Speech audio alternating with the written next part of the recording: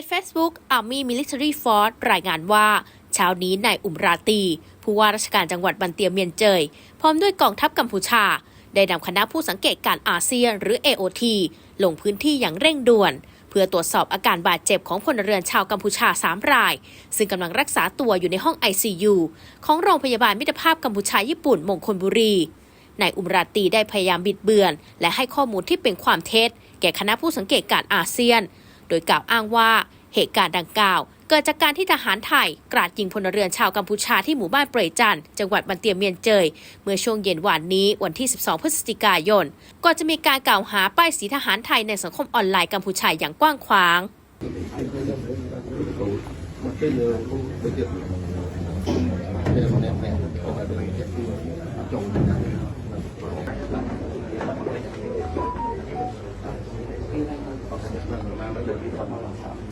หลบก่อนน้องเรียนเอาไทย